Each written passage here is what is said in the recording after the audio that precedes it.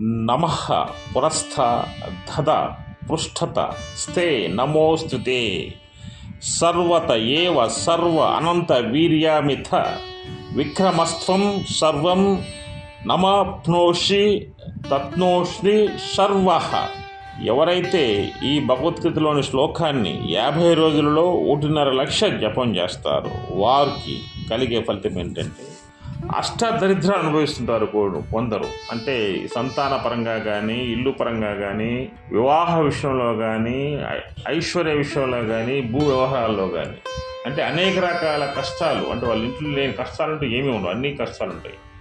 అటువంటి వారు ఎవరైనా సరే ఈ మంత్రాన్ని జపం చేసినట్లయితే వారికి శ్రీకృష్ణ భగవానుడు కలలో కనిపించి వాళ్ళ సమస్యలన్నీ తీరుస్తాడు.